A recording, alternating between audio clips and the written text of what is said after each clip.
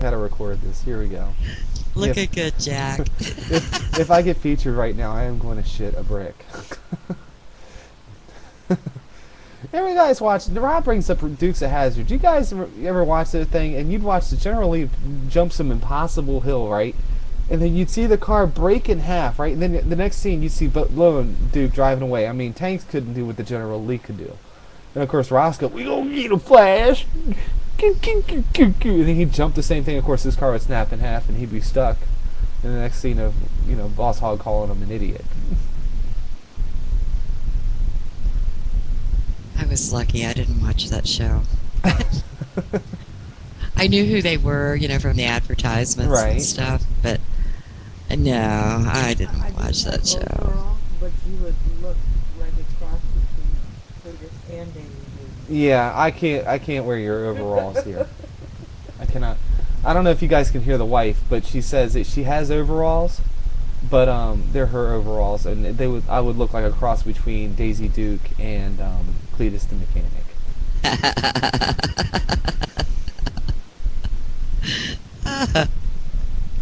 Well, God, what a show! The turn this show has taken. Went from talking about the Michael Jackson case to me sitting here with my hat sideways, wearing sunglasses, drinking the Old Milwaukee's Best of Australia, and recording a segment and talking about the Dukes of Hazzard. What the hell happened? Why are you drinking Foster's? Because I'm tired of. I just wanted something with some body and flavor to it. Is that permitted? Yeah. Okay. This is why you don't break up in Australia. Crikey, mate. Crikey. Rob says Boss Hogg, he was a real ladies' man. Yeah, so is Danny DeVito. Something about it. Taste. What is this? Sure one. Cheerwine. You guys ever heard of Cheerwine? No. What is it? I'm not quite sure. And how does it go with beer, Jack? I don't know. It doesn't go too well. It's like a cherry soft drink. It's actually not bad. It's like up north they have, what is that, Faygo? Faygo Red Pop. They have Faygo Red Pop, and apparently this is the Faygo Red Pop of the Mid-Atlantic. Oh. You ever heard of Faygo? Yeah. Ooh.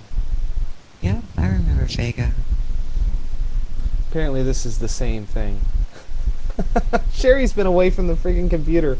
She just came back, and she doesn't have a clue as to what's going on. This is so Well, weird. yeah, Lisa gave him a little makeover there. I think he's looking pretty good. She does good work. Now, if I could just get a black magic marker and black out a tooth. My luck, it wouldn't come off, and I'd have to go to work the next day like that. I have one. No, that's going too far. No, I have to draw the line there. But did she volunteer to knock one out for you? Oh, no, well, no, she's like, you have a black one back. She went where my pens are in the back there. In the back of the man cave here. Oh, that's a lot nicer than what I was thinking. You were thinking she should just knock one out. Well, I didn't hear what she said. I thought maybe she had offered. But I guess not. No, because she'd have to look at her handiwork. Yeah, true. That thermometer looks so weird in sunglasses. It looks like it's broke, but then that's a weird. You ever notice that? No. Okay. Above my head's one of those indoor-outdoor thermometers, and looking at it through the sunglasses, it just looks really, really gnarly. I wish I could show you guys, but I can't because it's just won't work.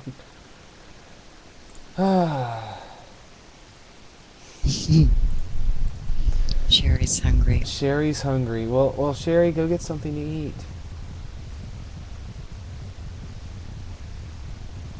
There you go. There's a burger for you. Rob won't feed you. Okay, would you guys just get a room already? Oh, wow. It's so nice having Rob back. It really is. It just has not been the same without talking to Spermy in the room and shooting the shit with him on MySpace, that's for sure. Oh, well, I read an article today. Charles Lynch, the guy who got busted for running a legal medical marijuana dispensary in California. Right. He went to trial and he was sentenced to a year.